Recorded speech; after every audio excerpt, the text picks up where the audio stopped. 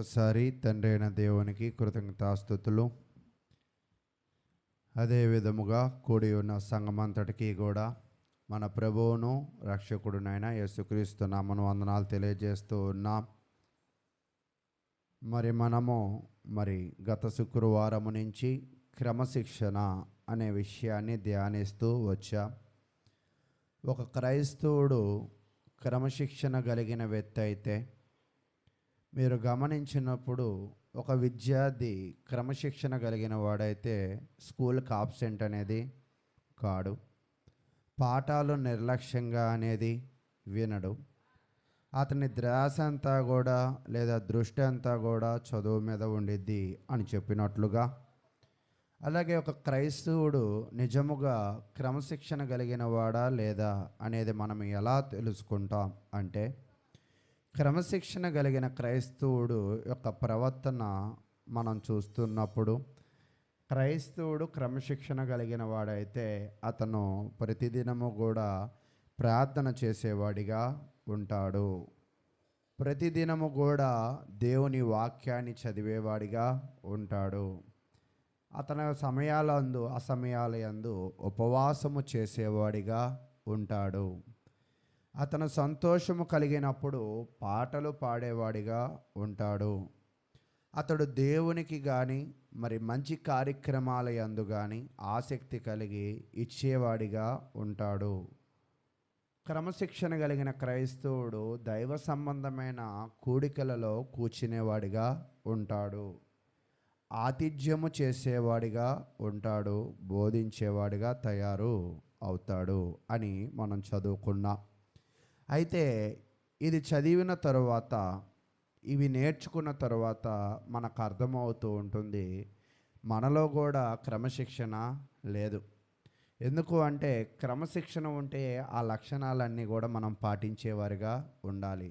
ఎక్కువ శాతము కూడా ప్రార్థనకు వస్తూ ఉంటాం, ఏదో పాటలు పాడుతాం, దేవుని వాక్యాన్ని వింటూ ఉంటాం. కానీ మరలా మన కుటుంబాలకి వెళ్ళిన తరువాత సమాజంలో మన పరిశుద్ధతను మనము కాపాడుకోము. మరలా యథావిధిగానే మన ప్రవర్తన ఉంటూ ఉంటుంది.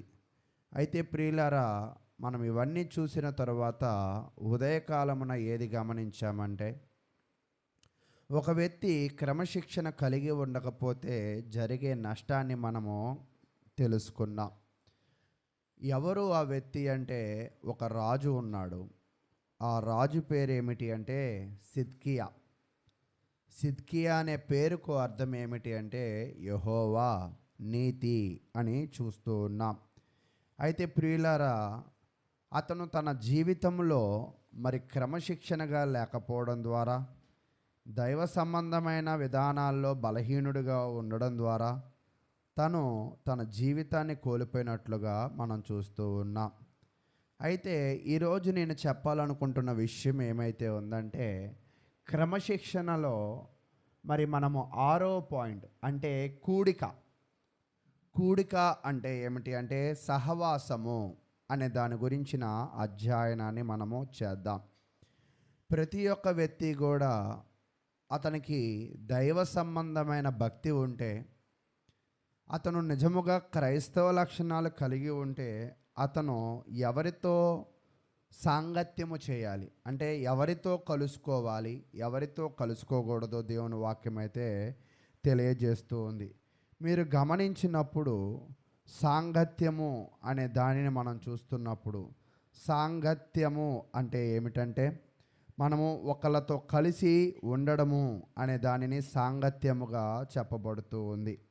అయితే మనం ఎవరితో సాంగత్యము చేయకూడదు అంటే, ఎవరితో కలిసిమెలిసి ఉండకూడదు, ఎవరితో కలిసిమెలిసి తిరగకూడదు, ఎవరితో కలిసిమెలిసి తినకూడదు అంటే, చూడండి, క్రొత్త నిబంధన గ్రంథంలో చూస్తున్నప్పుడు 2 కొరింథీయులు రాసిన పత్రిక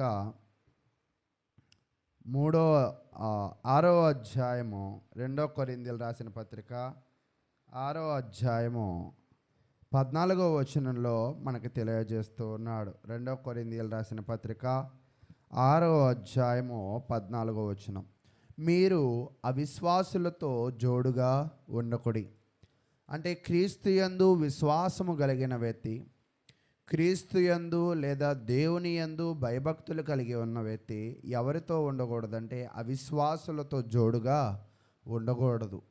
అదేంటి, ఎందుకు జోడుగా ఉండకూడదు అంటే కింద చెప్తున్నాడు, నీతికి దుర్నీతితో ఏమి సాంగత్యము.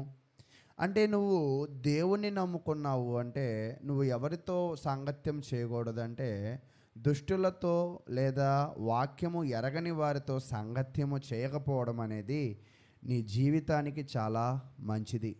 ఎందుకు అంటే నువ్వు దేవుని నమ్ముకుని నీ నడవడిక ఎలా ఉన్నది అంటే నీతిగా, న్యాయముగా, వాక్యానుసారంగా ఉంది. ఒకవేళ నువ్వు అవిశ్వాసులతో కానీ వాక్యము తెలియని వారితో కానీ వాళ్ళని వివాహము చేసుకున్నా, వాళ్ళతో సాంగత్యము చేసిన నిన్ను దేవునిలో వాళ్ళు నడవనివ్వడానికి ఎన్నో ఇబ్బందులు పెట్టేవారిగా, దేవునిలో నిన్ను ఎదగనివ్వని వారిగా ఉంటూ ఉంటారు. కాబట్టి ప్రియులారా, మనము మరింత వివరంగా చూసినట్లయితే అవిశ్వాసులు అంటే ఎవరు అంటే చూడండి, 1 కొరింథీయులు రాసిన పత్రిక 5వ అధ్యాయం. ఇక్కడైతే దేవునిని నమ్మని వాళ్ళతో ఫ్రెండ్షిప్ వద్దంటున్నాడు, వాళ్ళతో సహవాసం వద్దంటున్నాడు. కానీ అసలు ఎవరితో ఫ్రెండ్షిప్ వద్దు, ఎవరితో సాంగత్యం వద్దంటే చాలా వివరణగా మనకి 1 కొరింథీ 5వ అధ్యాయము 10వ వచనంలో తెలియజేస్తూ ఉన్నాడు. అయితే ఈ లోకపు జారులతోనైనను, లోబులతోనైనను, దోచుకున్న వారితోనైనను, విగ్రహారాధికులతోనైనను ఏమాత్రము సాంగత్యము చేయవద్దని కాదు.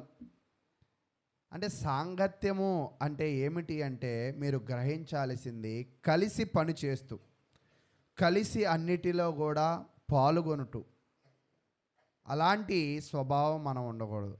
ఒకవేళ అవిశ్వాసులతో అంటే దేవుని వాక్యము తెలియని వాళ్ళతో ఫ్రెండ్షిప్ చేయొద్దు అంటే మనం ఎక్కడికి వెళ్ళిపోవాలంటే అక్కడ చెప్తూ ఉంటాడంట, ఈ లోకాన్ని విడిచి మనం అడవుల్లోకి వెళ్ళిపోవాలి. ఎందుకంటే చాలామంది కూడా దేవుని వాక్యము వినరు. మనము పనిచేసే దగ్గర దేవుని వాక్యం తెలియని వాళ్ళు ఉంటారు.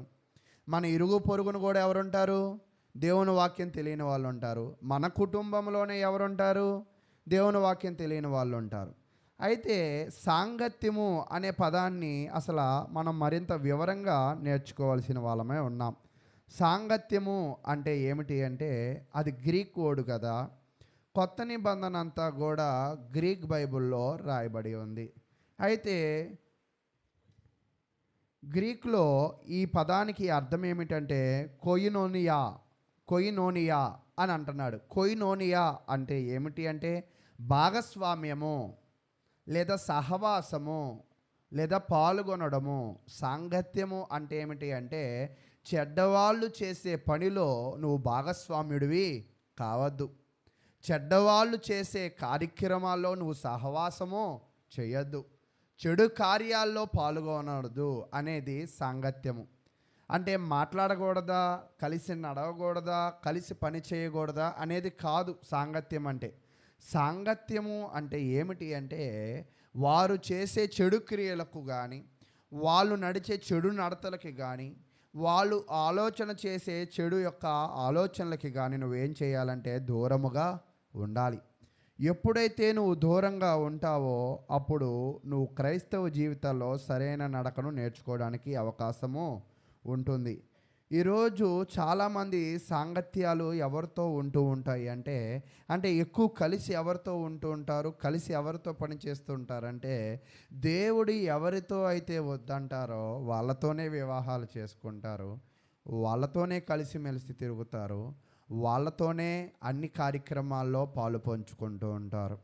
అలా పాలు పంచుకోవడం వల్ల మనం ఏమైపోతాము అంటే మన జీవితాల్లో కొన్ని నష్టపోయేవారిగా ఉంటాం. అదే చెప్తూ ఉన్నాడు చూడండి, సామెతల గ్రంథం 29వ అధ్యాయం. ఒకవేళ నువ్వు చెడ్డవాళ్ళతో సాంగత్యము చేసినట్లయితే, చెడ్డవాళ్ళ కార్యక్రమాల్లో సహవాసము చేసినట్లయితే, చెడ్డవాళ్ళ కార్యక్రమాల్లో నువ్వు పాల్గొన్నట్లయితే, సామెతల గ్రంథము 29వ అధ్యాయము 29వ అధ్యాయము 3వ వచనాన్ని చెప్తూ ఉన్నాడు చూడండి. జ్ఞానమును ప్రేమించువాడు తన తండ్రిని సంతోషపరుచును. వేశ్యలతో సాంగత్యము చేయువాడు అతని ఆస్తిని పాడు చేయను. అంటే నీ సాంగత్యము చెడ్డదైతే అది నీకేం కలగజేసిద్ది అంటే నష్టాన్ని కలగజేసిద్ది. చాలామంది కూడా వాళ్ళు చేసే సహవాసాల వల్ల, వాళ్ళు చేసే ఫ్రెండ్షిప్ల వల్ల, వాళ్ళు పాల్గొనే చెడు కార్యక్రమాల ద్వారా వాళ్ళు ఏం కోల్పోతారంటే కొంత ఆర్థిక నష్టాన్ని ఖచ్చితంగా కలుగుతుందన్నమాట. కాబట్టి ప్రియులారా, మనం ఎవరితో సాంగత్యము చేయడం మంచిదో అనేది ఒక్కసారి మనము గ్రహించాలి. మీకు అర్థమవుతుందా? సాంగత్యము అంటే ఏమిటి అంటే చెడు కార్యక్రమాలు చేసే వాళ్ళతో నువ్వేం చేయకూడదంటే పాల్గొనకూడదు, అంతేగాని వాళ్ళతో మాట్లాడకూడదు కాదు, వాళ్ళతో నడవకూడదు కాదు. అయితే ఈరోజు మనం కూడా చూస్తూ ఉంటాం, సంఘాల్లో కూడా చెడు మాటలు మాట్లాడే వాళ్ళే కానీ, చెడు ప్రవర్తన చేసే వాళ్ళే కానీ మన కుటుంబాల్లో ఉంటూ ఉంటారు, ఒక్కోసారి సంఘాలలో కూడా ఉంటూ ఉంటారు. మరి వాళ్ళతో మనకి తప్పదు కదా. మరి వాళ్ళతో మనం ఎలా ఉండాలి అంటే 2వ దశనేలకు రాసిన పత్రిక 3వ అధ్యాయము, 2వ దశనేలకు రాసిన పత్రిక 3వ అధ్యాయం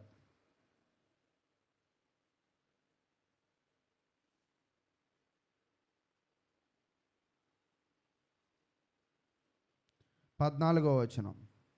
పత్రిక మూలంగా మేము చెప్పిన మాటకు ఎవడైనను లోబడని ఎడల అతన్ని కనిపెట్టి, అంటే ఎవరైతే వాక్యానుసారంగా నడవకుండా, ఎవరైతే చెడు నడతలు నడుస్తూ ఉంటారో, చెడు మాటలు మాట్లాడుతూ ఉంటారో వాళ్ళని మనం ఏం చేస్తూ ఉండాలంట? కనిపెట్టుకుంటూ ఉండాలంట. అంటే ఈరోజు మన జీవితంలో మనం ఏం చేస్తామంటే మనం వచ్చామా వెళ్ళామా అనేది చూసుకుంటాం, కానీ మన చుట్టూ వాళ్ళు ఎలా ఉంటున్నారో ఒక్కోసారి మనం పరిశీలన కూడా చేస్తూ ఉండాలి. ఒకవేళ మన సహవాసాలు, మన ఫ్రెండ్షిప్స్ ఉంటూ ఉంటాయి కదా, వాళ్ళు కూడా ఎలాంటి వాళ్ళు 1-2 మార్లు మనము చూసుకుంటూ ఉండాలి. ఒకవేళ వాళ్ళ సహవాసాలు సరైన విధముగా లేకపోతే వాళ్ళని మనం ఏం చేయాలంటే వాళ్ళని విడిచిపెట్టాలి అని చెప్తున్నాడు. కనిపెట్టి అతడు సిగ్గుపడు నిమిత్తము అతనితో సాంగత్యము చేయకుడి. అంటే మనము వాళ్ళని ఏం చేయాలంటే విడిచిపెట్టాలంట. ఎందుకు విడిచిపెట్టాలి అంటున్నాడు అంటే, నువ్వు చేసే ఫ్రెండ్షిప్లో వాడు ఒకవేళ చెడువాడైతే, అతను చెడ్డ స్వభావాన్ని కలిగి ఉన్నట్లయితే ఆ యొక్క ప్రభావం అనేది నీ మీద కూడా ఖచ్చితంగా పడుతూ ఉంది. కాబట్టి ప్రియులారా, ఇప్పటిదాకా నేనేం చెప్పానంటే, ఒక విశ్వాసి ఒక అవిశ్వాసితో సహవాసము చేయకూడదు. సహవాసము అంటే ఏమిటి అంటే కలిసి చేసే పనులను సహవాసముగా, కలిసి తిరిగే నడవడికను సహవాసముగా, కలిసి చేసే వ్యాపారాలను సహవాసంగా అంటూ ఉన్నాడు.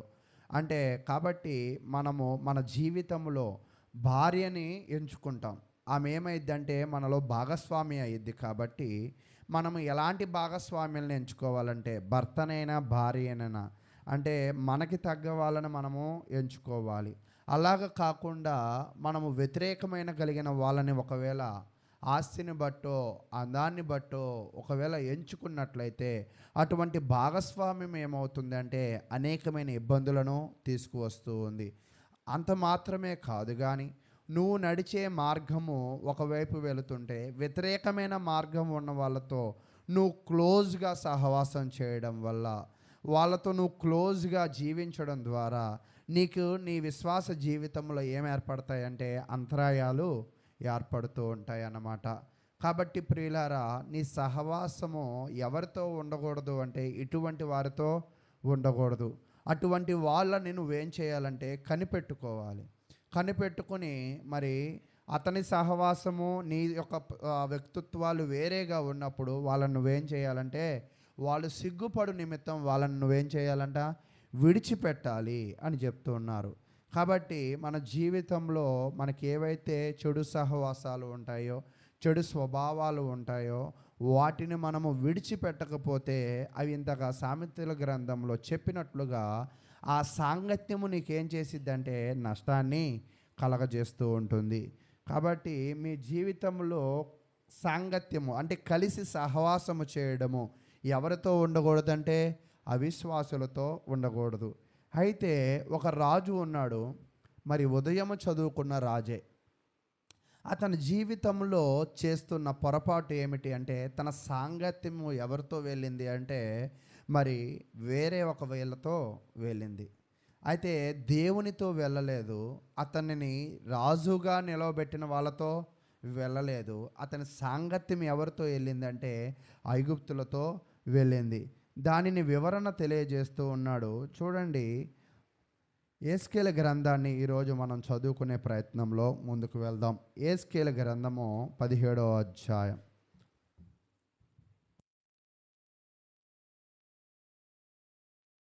యేస్కేలు గ్రంథము 17వ అధ్యాయం.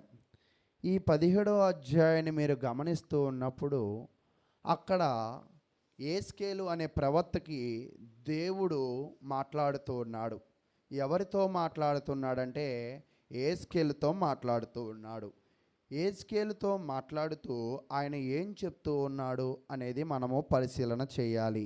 ఏం చెప్తున్నాడంటే చూడండి, యేస్కేలు గ్రంథము 17వ అధ్యాయము 1వ వచనం నుంచి నేను చదువుతాను. మరియు యెహోవా వాక్కు నాకు ప్రత్యక్షమయ్యి ఇలాగ సెలవిచ్చును. అంటే దేవుడైన యెహోవా అతను ఎవరితో మాట్లాడుతున్నాడంటే ప్రవక్తతో మాట్లాడుతూ ఉన్నాడు. ప్రవక్తతో మాట్లాడినప్పుడు ఆయన ఒక ఉపమానాన్ని తెలియజేశాడు. అంటే మన భాషలో ఒక కథ చెప్పాడు. ఏంటి ఆ కథ అనేది చూస్తున్నప్పుడు 2వ వచనంలో తెలియజేస్తూ ఉన్నాడు. నరపుత్రుడా, నీవు ఉపమాన రీతిగా విప్పుడు కథ ఒకటి ఇశ్రాయేలీయులకు వేయుము. ఎట్లనగా ప్రభువగు యెహోవా సెలవిచ్చినది ఏమనగా అని చెప్తూ ఉన్నాడు. అంటే మీకు అర్థమైందా? యేస్కేలుతో దేవుడు మాట్లాడుతూ ఆయన ఏం చెప్తున్నాడంటే 2వ వచనంలో ఆయన ఒక కథ చెప్తూ ఉన్నాడు. అంటే విప్పుడు కథ అంటే ఏమిటి అంటే పొడుపు కథ. ఏం కథ అంటండి? ఒక పొడుపు కథ. ఇశ్రాయేలు ప్రజలకు ఇలాగ చెప్పు అంటే ఒక పొడుపు కథ వేసి దానిని విప్పమని చెప్తూ ఉంటారన్నమాట.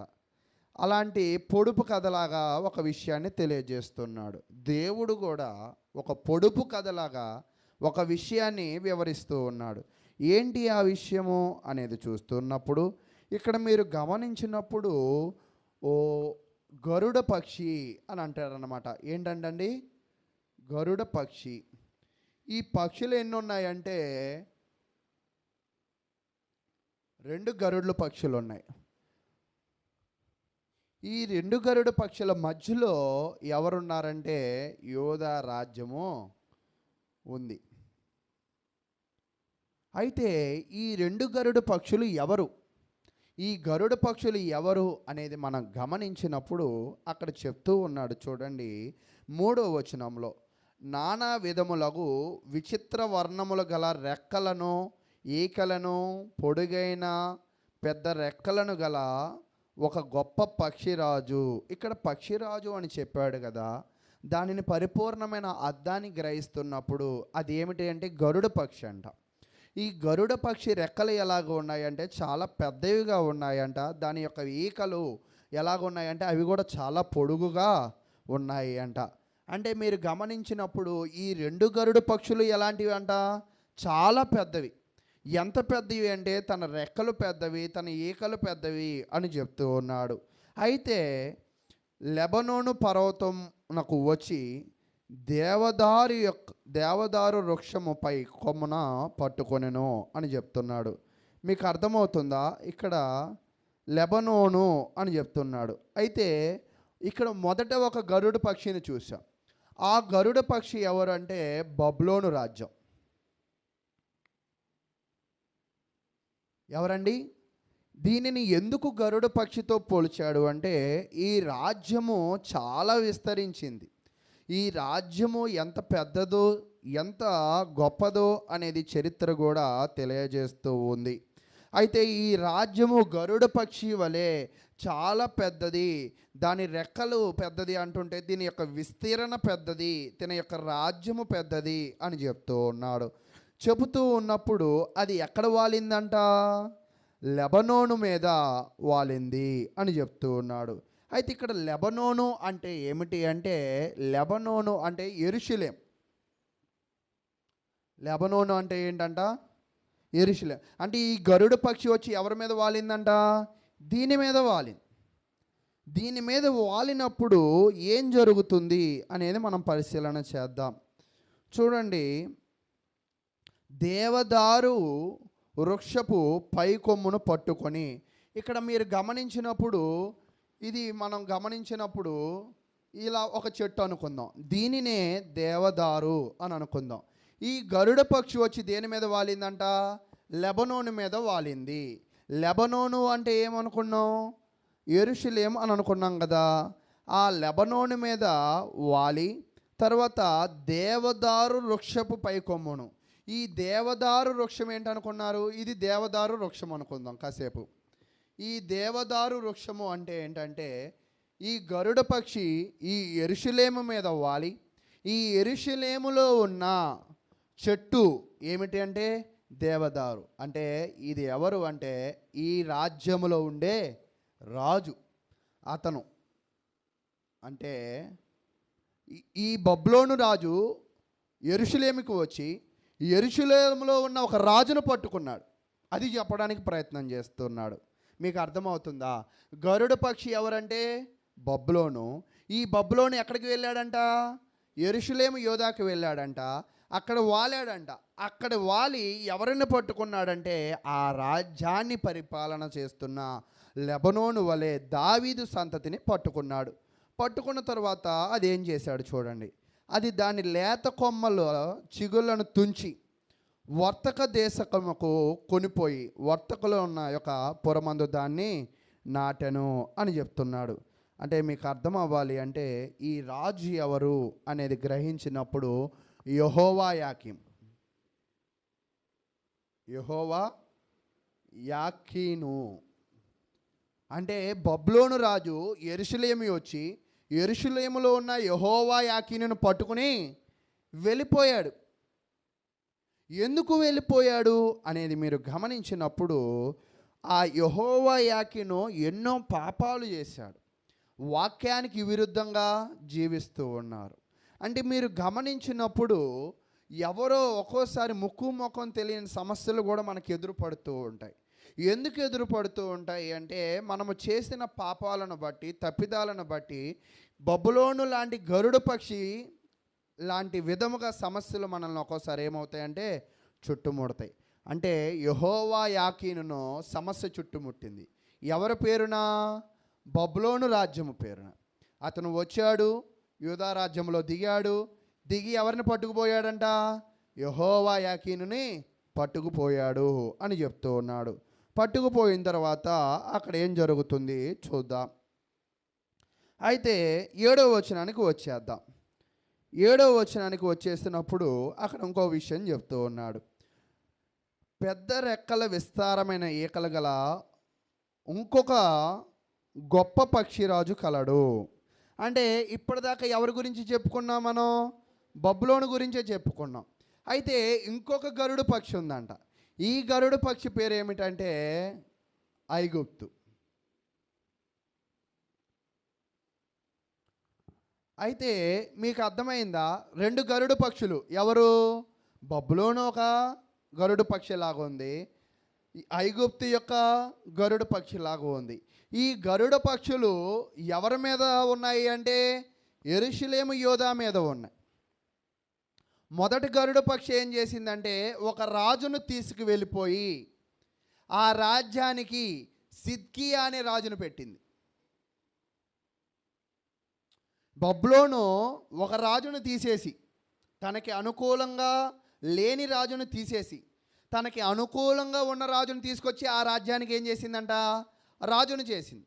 ఈ సిద్కియా ఏం చేశాడంటే వీళ్ళతో ఉండడం ఇతనికి ఇష్టం లేక, వీళ్ళకి పన్నులు కట్టడం ఇతనికి ఇష్టం లేక, ఇతను దురాలోచన కలిగి ఉండి వీళ్ళతో సహవాసం విడిచిపెట్టి ఇంకా ప్రత్యామ్నాయం ఎవరు ఉన్నారు అని ఆలోచన చేసి 2వ గరుడ పక్షి ఎవరంట? ఐగుప్తు.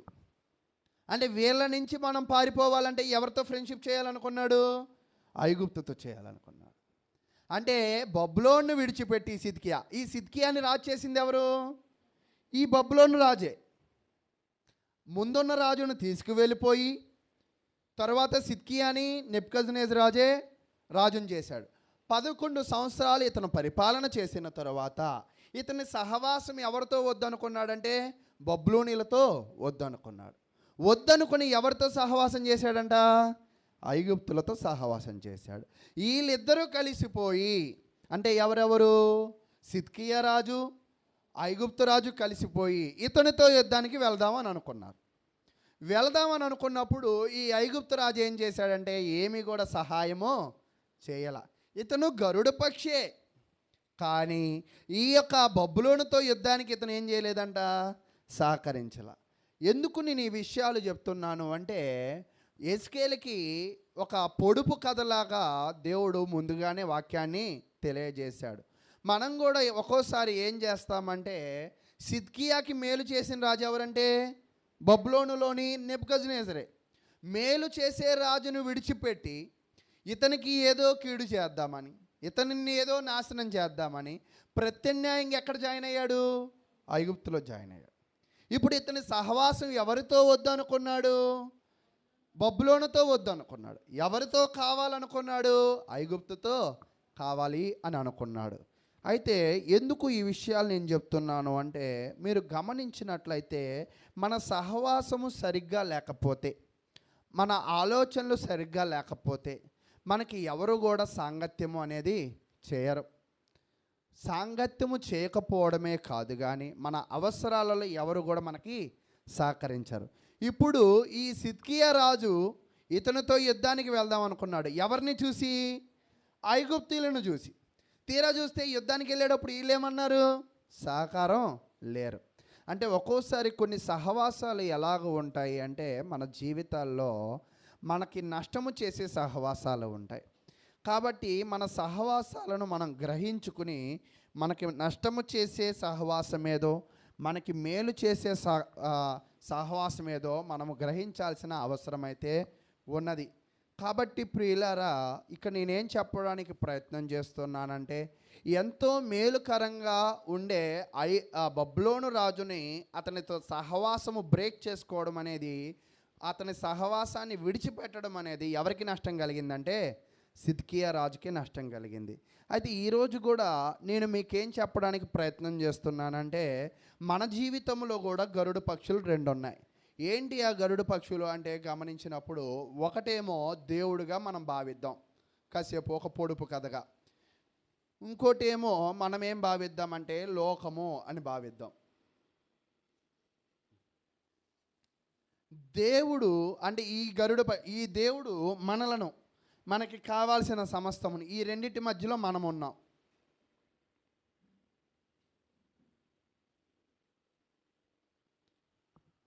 ఈ రెండింటి మధ్యలో మనం ఉన్నాం. మనము గొప్ప స్థితిలోకి ఉండడానికి సహకరించింది ఎవరంటే ఈయన. అయితే సహకరించిన తర్వాత కొంతకాలము తర్వాత సిద్కియా రాజుకి ఎలా కొమ్ములు వచ్చాయో మనకి కూడా ఏమవుతున్నాయి అంటే, దేవుడు మేలు చేయగా చేయగా చేయగా అతనితో సహవాసాన్ని మనం ఏం చేస్తామంటే రద్దుపరుచుకుని వద్దనుకొని ఎవరితో సహవాసం ఎక్కువ పెంచుకుంటామంటే ఈ లోకంతో సహవాసం పెంచుకుంటాం. ఈ లోక సహవాసం మనుషుల్ని ఏం చేసిద్ది అంటే, ఈ లోక సాంగత్యం మనల్ని ఏం చేసిద్ది అంటే, మనకి సహకారంగా ఉన్నానని చెప్తూ ఉంటుంది కానీ మనకేమి సహకారంగా ఉండదు. మనకి మేలు చేస్తున్నట్టుగా ఉండిద్ది కానీ మనకేమి మేలు కూడా చేయదు. మనకి లాభాన్ని తెచ్చిపెట్టినట్టు అనిపించింది కానీ లాభం కూడా తెచ్చిపెట్టదు. అయితే మనం ఏం చేస్తామంటే, ఈ లోకంలో ఉన్న ఉద్యోగంతో, ఈ లోకంలో ఉన్న ధనంతో, ఈ లోకంలో ఉన్న ఆరోగ్యంతో మనం చూసుకుని ఎవరి మీద తిరుగుపడతామంటే దేవుడి మీద తిరుగుపడుతూ ఉంటాం. అయితే ఇలా దేవుని మీద మనం తిరగబడడం ద్వారా, ఇలా దేవుని మీదే మనం ఎదురు తిరగడం వల్ల ఇక్కడ నష్టపోయింది ఎవరంటే, ఇక్కడ సహవాసాన్ని వద్దనుకోవడం మొదటి తప్పు. రెండో తప్పు అంటే ఇక్కడ సహవాసము చేయడం. ముందు సహవాసం మారడం అనేది తప్పు. సహవాసం మారడమే కాకుండా తిరిగి మళ్ళీ ఏం చేసాం, ఇతని మీదకి ఎదురు తిరిగాం. ఇలా ఎదురు తిరగడం వల్ల ఇక్కడ నష్టపోయింది ఎవరంటే ఇదిగోండి ఈయన, అంటే మనము. అయితే సంఘములో కూడా మనము సహవాసం చేస్తూ ఉంటాం కదా. అయితే ఈ సహవాసాలు మనకి మంచిదా చెడ్డదా అంటే, దేవుడితో సహవాసము లేదా సంఘముతో సహవాసము మనకి ఎంత మంచిది అనేది మనము నేర్చుకోవాల్సిన వారమై ఉన్నాం. మీరు గమనించినప్పుడు మన పరిశుద్ధ గ్రంథములో నుంచి తెలియజేస్తూ ఉన్నాడు. 1 కొరింథీ రాసిన పత్రిక 14వ అధ్యాయం. 1 కొరింథీ రాసిన పత్రిక 14వ అధ్యాయము 26వ వచనాన్ని మనం చదువుకుందాం. సహోదరులారా, ఇప్పుడు మీలో ఏమి జరుగుచున్నది? మీరు కూడుకున్నప్పుడు ఒకడు ఒక కీర్తన పాడవలని ఉన్నాడు, మరొకడు బోధించవలనని ఉన్నాడు, మరొకడు తనకు బయలుపరచబడినది ప్రకటన చేయవలనని ఉన్నాడు, మరి ఒకడు భాషతో మాట్లాడవలనని ఉన్నాడు, మరి ఒకడు అర్థము చెప్పవలనని ఉన్నాడు. సరే, సమస్తమును క్షేమాభివృద్ధి కలుగుటకై జరగనీయుడి. ఇక్కడ మీరు గమనించినప్పుడు మనము సంఘముతో సహవాసం చేయడం ద్వారా, అంటే దేవుడితో సహవాసం అంటే ఒక రకంగా సంఘముతో సహవాసం చేయడం వల్ల, ఈ సంఘముతో సహవాసం చేయడం ద్వారా మనకేం కలిగిద్దంటే లాస్ట్లో చెప్తున్నాడు చూడండి, సమస్తమును క్షేమాభివృద్ధి కలుగుటకై జరగనీయుడి. అంటే మన సహవాసాలు ఏం కలగాలి అంటే ఇద్దరికీ క్షేమాభివృద్ధి కలగాలి. అంటే ఈరోజు నేనేం చెప్పడానికి ప్రయత్నం చేస్తున్నాను అంటే, ఒక ఇరువురు సహోదరులు కలిశారు అంటే అక్కడ ఏం కలగాలంటే క్షేమాభివృద్ధి కలగాలి. కాకుండా ఈరోజు చాలామంది కూడా ఇద్దరు వ్యక్తులు ఒక నలుగురు వ్యక్తులు కలుసుకుని ఏం చేస్తున్నారంటే క్షేమకరమైన మాటలు తక్కువ, లోక సంబంధమైన మాటలు ఎక్కువ. ఈరోజు నీ సహవాసము దేవుని వ్యక్తులతో కలిగి ఉంటే, సంఘముతో కలిగి ఉంటే, నిజమైన దైవజనులతో దైవ సంబంధమైన వ్యక్తులతో కలిగి ఉంటే, నువ్వు ఈ సంఘము మధ్యలో డిస్కషన్ ఏం కలగాలంటే నీకు క్షేమము కలగాలి. అంటే నేనేం చెప్తున్నాను అంటే, నువ్వు లోకముతో సహవాసం చేస్తే నీకు నష్టాన్ని తెచ్చిద్ది, నువ్వు సంఘంతో సహవాసం చేస్తే నీకేం తెచ్చిద్ది అంటే క్షేమాన్ని. అందుకే చెప్తుంటాడు, కృపాక్షేమములు నీ వెంట వచ్చును. ఎంతకాలం వచ్చండి? చిరకాలము వచ్చిద్దంట. అంటే ఎవరితో సహవాసం చేసినప్పుడు? నువ్వు దేవుడితో సహవాసం చేసినప్పుడు దేవుడు నీకు ఎవరిని చూపిస్తాడంటే సంఘమును చూపిస్తాడు. అప్పుడు సంఘములో ఉన్న వ్యక్తులతో నువ్వు సహవాసం చేయడం ద్వారా, విశ్వాసులతో నువ్వు సహవాసం చేయడం ద్వారా, ప్రార్థన కూటముల ద్వారా నువ్వు సహవాసం చేయడం ద్వారా నువ్వు ఇక్కడికి వచ్చి ఏం పొందుతావు అంటే మేలులు పొందుతావు. ఈరోజు చాలామంది అంటూ ఉంటారు, ప్రార్థనకు వస్తే ఏం జరిగిద్దండి అంటారు. ప్రార్థనకు వస్తే ఒకవేళ నీ ఓచ చేయి ఏమి బాగవదు, నీ పని చేయని బుర్ర ఏమి బాగవదు, నీ శరీర అవయవాలు ఏం బాగవో, కానీ నీ శరీరాల లోపల ఉన్న అంతరాత్మ అంటే నీ స్వభావం ఏమైంది అంటే ఖచ్చితంగా మారింది. దానికి ఏం కలిగిద్దంటే క్షేమము కలిగే విధముగా ఉంటుంది అని దేవుని వాక్యం అయితే తెలియజేస్తూ ఉంది. కాబట్టి మనము మన జీవితంలో ఏం చేయాలంటే సరైన సహవాసాన్ని, సరైన సంఘాన్ని మనం ఏం చేయాలంటే ఎంచుకునేవారిగా ఉండాలి. ఈరోజు చాలామంది కూడా ఏదైనా ఒకటే సంఘము కదా, ఎక్కడికైనా వెళ్ళచ్చు కదా, ఏదైనా చేయొచ్చు కదా అని అనుకుంటూ ఉన్నారు. అన్ని సంఘాల్లో ఈ క్షేమాన్ని దేవుడు ఉంచల. ఎక్కడ మాత్రమే ఉంచాడంటే ఆయన మాటల ప్రకారంగా చేసే స్థానిక సంఘాలలోనే, ఆయన మాటల ప్రకారంగా జీవించే స్థానిక సంఘాలలోనే ఆయన మాటలను ఎల్లప్పుడూ. ఇప్పుడు ఒక సేవకుడు నీతో కలిసినప్పుడు ముచ్చట్లు పెట్టే సేవకుడు దొరికాడు అనుకోండి, నీ జీవితం ఏమైందంటే ముచ్చటే అయ్యిద్ది. ఒకవేళ ఒక సేవకుడు నిన్ను కలిసినప్పుడు వాక్యాన్ని బోధించే సేవకుడు నీకు దొరికాడు అనుకోండి, అప్పుడు నీకేం కలిగిద్దంట? క్షేమము కలిగిద్ది. అంటే ముచ్చట్లు పెట్టే సేవకుడు కావాలా, లేదా నిన్ను వాక్యంలోకి నడిపించే సేవకుడు కావాలా, అంటే నిన్ను దైవ సంబంధంగా బలపరిచే సేవకుడు కావాలా, లేదా లోక సంబంధంగా మాట్లాడే సేవకుడు కావాలా అనేది మనము గ్రహించాలి. దైవ సంబంధమైన సేవకుడు, దైవ సంబంధమైన స్థానిక సంఘము ఒక వ్యక్తితో ఏం కలిగిద్దంటే క్షేమాన్ని కలగజేసిద్ది అని చెప్తూ ఉన్నాడు. అయితే ఈ సహవాసాన్ని మనం ఎలా పెంపొందించుకోగలం, ఎలా పెంచుకోగలం? ఇప్పటిదాకా నేనేం చెప్పానంటే 2 సహవాసాలు ఉన్నాయి లోకంలో, దేవుడు, లోకం. దేవుడితో సహవాసం చేస్తే దేవుడు మనల్ని ఎటువైపు తిప్పుతాడంట? సంఘం వైపు తిప్పుతాడు. లోకంతో సహవాసం చేస్తే అనేకమైన వైపులా మనలో తిరుగుతూ ఉంటాం అనేది చేసాం. అయితే దేవునితో సహవాసం చేసిన తర్వాత దానిని ఎలా అభివృద్ధి పరుచుకోగలం అనేది మీరు చూస్తున్నప్పుడు అపోస్తుల కార్యములు 5వ అధ్యాయం, అపోస్తుల కార్యములు 5వ అధ్యాయము 42వ వచనాన్ని మనం చదువుకుని ముందుకు వెళ్దాం. అపోస్తుల కార్యములు 5వ అధ్యాయము 42వ వచనం. నిజమైన సేవకుడు, నిజమైన స్థానిక సంఘము, నిజముగా క్షేమము చేకూర్చాలనుకునే స్థానిక సంఘ సువార్థికుడు చేయాల్సిన పని ఏమిటి? అంటే ఈరోజు చాలామంది సేవ చేస్తున్నారు. అందరి సేవ నిజమైనదేనా, లేదా ఎవరి సేవ నిజమైనది, ఎవరి సేవ అసలైనది అంటే ఇక్కడ చెప్తూ ఉన్నాడు చూడండి. ప్రతిదినము దేవాలయములోను ఇంటింటను మానక బోధించుచు. నిజమైన సేవకుడంట సంఘములో ఏం చేస్తాడంట, ఇంటింటకి వెళ్ళి వాక్యాన్ని బోధిస్తూ ఉంటాడంట. అంటే ఇంటింటికి వచ్చి ముచ్చట్లు చెప్పేవాళ్ళు ఉంటారు, ఇంటింటికి వచ్చి సమాచారాలు వినేవాళ్ళు ఉంటారు. కానీ నిజమైన సేవకుడితో, నిజమైన స్థానిక సంఘముతో నువ్వు సహవాసము కలిగినట్లయితే అది నిన్నేం చేసిద్ది అంటే, నీ జీవితంలో ప్రతిరోజు కూడా నీకు క్షేమము కలగడానికి నిన్ను వాక్యములోకి ఆ సేవకుడు నడిపిస్తాడన్నమాట.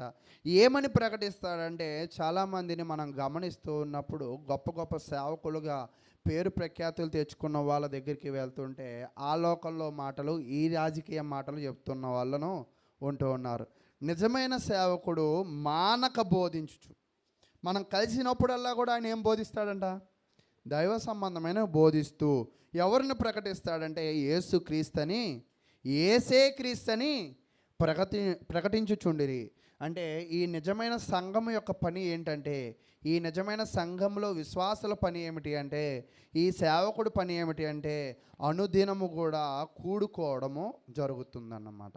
కూడుకుని ఏం మాట్లాడుకుంటున్నారంట, ఒక వ్యర్థమైన విషయాలను కాదు, ఇక్కడ లోకంలో జరుగుతున్న స్క్రోలింగ్ విషయాలు కాదు, వీళ్ళు కూడుకుని మాట్లాడుకునే విషయాలు ఏమిటంటే యేసే క్రీస్తని, దైవ సంబంధమైన మాటలు వాళ్ళు మాట్లాడుకోవడం జరుగుతూ ఉంది. అయితే కాబట్టి వీళ్ళతో మనం సహవాసాన్ని పెంపొందించుకోవాలి అంటే మరి మనం ఏం చేయాలంటే ఇంటింటా కూర్చుని ప్రార్థన చేసుకోవడం నేర్చుకోవాలి. అదే అపోస్తుల కార్యం 20వ అధ్యాయంలో చూడండి. 20వ అధ్యాయము 20వ వచనాన్ని పరిశీలన చేద్దాం. అపోస్తుల కార్యము 20వ అధ్యాయము 20వ వచనాన్ని పరిశీలన చేద్దాం. మరియు ప్రయోజనకరమైనది ఏదియూ దాచుకొనక బహిరంగంగాను ఇంటింటను మీకు తెలియజేయుచు బోధించుచు. అంటే ఈ నిజమైన స్థానిక సంఘము, దానిలో సేవకుడు బహిరంగంగా. ఈరోజు చాలామంది మాటలు ఎలా ఉంటాయి అంటే, మన ముందు మాటలు ఒకటి, మన వెనక మాటలు మరొకటి. కానీ నిజమైన సేవకుడి యొక్క సువార్త పరిచర్య ఎలా ఉంటుంది, నిజమైన విశ్వాసి యొక్క పరిచర్య ఎలా ఉంటుంది అంటే, మరి ప్రయోజనకరమైనది ఏది దాచుకోరంట, అన్నీ కూడా బహిరంగంగా ఇంటింటా తెలియజేసే వాళ్ళగా ఉంటూ ఉంటారని దేవుని వాక్యం అయితే తెలియజేస్తుంది. కాబట్టి ప్రియ సహోదరులారా, మీరు దేవునితో సహవాసం చేయడం ద్వారా, ఈ దేవుడి సంఘం ద్వారా మిమ్మల్ని ఏం చేస్తాడంటే, ఆయనకి మీకు మధ్య బంధాన్ని మరింతగా పెంచేవాడిగా ఉంటాడు. ఆయనకి నీకు మధ్య సహవాసాన్ని మరింతగా అభివృద్ధి పరిచేవాడిగా ఉంటాడు. అంటే సంఘముతో నువ్వు సహవాసం చేస్తే దేవునితో సహవాసము చేసినట్లే. కాబట్టి నువ్వు నీ జీవితంలో, నీ కుటుంబ కూడికల్లో కానీ, బైబిల్ తరగతుల్లో కానీ, ప్రార్థనా కూటముల్లో కానీ సమయము దొరికిన కొలది నువ్వు దేనిలో నీ సమయాన్ని కేటాయించాలి అంటే స్థానిక సంఘాలతో నీ సమయాన్ని ఖచ్చితంగా కేటాయించేవారుగా ఉండాలి. చూడండి, తరచుగా చాలా చర్చిల్లో ప్రార్థనలు జరుగుతుంటాయి. అన్ని ప్రార్థనలకు అందరూ కూడా రారు. ఎందుకు అంటే సహవాసములో కలుసుకోవాలనుకుని ఎవరైతే ఉంటారో అన్ని కార్యక్రమాల్లో వాళ్ళు వస్తారు. ఒకవేళ అన్ని కార్యక్రమాల్లో వద్దనుకుంటున్నారు అంటే వాళ్ళు దేవునితో సహవాసాన్ని ఏమనుకుంటున్నారంటే విడిచిపెడుతున్నట్లుగా మనం గ్రహించాలి. కాబట్టి ప్రియులారా, మీ స్థానిక సంఘాల్లో మీరేం చేస్తూ ఉండాలి అంటే జరుగుతున్న ప్రతి ప్రార్థనా కోడికల్లో మీ వంతుగా మీరు సహకరిస్తూ మీరు దానిలో పాలిభాగస్తులు అయ్యేవారుగా ఉండాలని తెలియజేస్తూ ఉన్నా. అయితే మీరందరూ కూర్చుని ఏం చేస్తూ ఉంటారు? ఇక్కడ ఏం చెప్పాడంటే ఇంటింటా కూర్చుని దేవుని వాక్యాన్ని చదువుకుంటూ యేసే క్రీస్తుని ప్రకటిస్తూ ఉన్నాడు అని చెప్తూ ఉన్నాడు కదా. అయితే చూడండి, ఫిలిప్పీలు రాసిన పత్రిక 1వ అధ్యాయము, ఫిలిప్పీలు రాసిన పత్రిక 1వ అధ్యాయము 5, 6 వచనాలు చదువుకుందాం. ఫిలిప్పీలు రాసిన పత్రిక 1వ అధ్యాయము 5, 6 వచనాలు. గనుక మీ అందరి నిమిత్తము నేను చేయు ప్రతి ప్రార్థనలో ఎల్లప్పుడూ సంతోషముతో ప్రార్థన చేయొచ్చు. నేను మిమ్మల్ని జ్ఞాపకం చేసుకున్నప్పుడల్లా నా దేవునికి కృతజ్ఞతాస్థుతులు చెల్లించుచున్నాను. అంటే నువ్వు ప్రతి ప్రార్థనలో నువ్వు పాలిభాగస్థుడు అయితే, ప్రతి కూడికలో పాలిభాగస్థుడు అయితే, నీ కొరకు అక్కడ ఏమవుతుందంట, ప్రార్థన చేయడం అనేది జరుగుతుంది. అప్పుడు నీకు దేవునికి సహవాసం ఏమవుతుందంటే మరింతగా అభివృద్ధి పడే అవకాశం అనేది ఉంటుందని దేవుని వాక్యం అయితే తెలియజేస్తూ ఉన్నాడు. కాబట్టి మనము సంఘముల్లో ఫెలోషిప్పుల్లో కూర్చోవడం ద్వారా దేవునిని స్తుతిస్తూ వాక్యాన్ని ధ్యానిస్తూ సహోదరులను కలుసుకుంటూ మరింత మన సహవాసాన్ని అభివృద్ధి పరుచుకుంటూ మనలో ఉన్న లోపాలను సరిదిద్దుకుంటూ మనల్ని మనం వాక్యము ద్వారా ప్రోత్సహించుకుంటూ మనం ముందుకు వెళ్ళవలసిన అవసరం అయితే ఉన్నది అని దేవుని వాక్యం అయితే తెలియజేస్తూ ఉంది. కాబట్టి మీ జీవితాల్లో మీరు ఎలా నడుచుకుంటే మీకు మేలా అనేది అందుకే చెప్తూ ఉంటాడు, జీవ మార్గమును మరణ మార్గమును మీ ముందే ఉన్నాయి. మీరు ఏ మార్గాన్ని ఎంచుకుంటారో అది మీ ఇష్టం. ఈరోజు 2 సహవాసాలు ఉన్నాయి. ఈ 2 సహవాసాల్లో నువ్వు ఏ సహవాసాన్ని ఎంచుకుంటావో, ఏ సహవాసంతో బలపడాలనుకుంటున్నావో, ఏ సహవాసముతో ముందుకు వెళ్ళాలనుకుంటున్నావో అది మనమే నిర్ణయము తీసుకోవాల్సిన అవసరం అయితే ఉన్నదని దేవుని వాక్యం అయితే తెలియజేస్తుంది. ఈరోజు చాలామంది తెలిసి తెలియక రాంగ్ కనెక్షన్స్ అంటే రాంగ్ సహవాసాలు, చెడు సహవాసాలు చేసేవారిగా ఉంటూ ఉంటారు. ఒకవేళ ఆ సహవాసాలు వాళ్ళకి ఎంతో ప్రమాదాలను తీసుకొచ్చినట్లుగా ఇంత మనం చూసాం కదా. ఎవరిని? సిద్కియా అనే రాజు చెడు సహవాసాలు చేయడం ద్వారా అతనికి ఏమైందంటే తన జీవితంలో కొంత నష్టపోయినట్లుగా తన జీవితాన్ని నాశనం చేసుకునేవాడిగా ఉన్నాడు. ఒకవేళ మీ జీవితంలో కూడా ఒకవేళ మీరు తెలుసో తెలియకో చెడు సహవాసాల్లో ఒకవేళ పడినట్లయితే ఖచ్చితంగా సిద్కియా రాజులాగే మనం కూడా చెడు సహవాసాల్లో పడిపోతాం. ఒకవేళ మంచి సహవాసంతో సహవాసం చేస్తే, మంచి స్థానిక సంఘంతో సహవాసం చేస్తే ఏంటి మనకి ప్రయోజనము అనేది చూస్తున్నప్పుడు 2 కొరింథీ రాసిన పత్రిక 1వ అధ్యాయం 2 కొరింథీ రాసిన పత్రిక 1వ అధ్యాయము 3వ వచనం నుంచి మనం చదువుకుందాం. కనికరము చూపు తండ్రి, సమస్తమైన ఆదరణను అనుగ్రహించు దేవుడు, మన ప్రభువైన యేసుక్రీస్తు తండ్రినైన దేవుడు స్తుతింపబడునుగాక.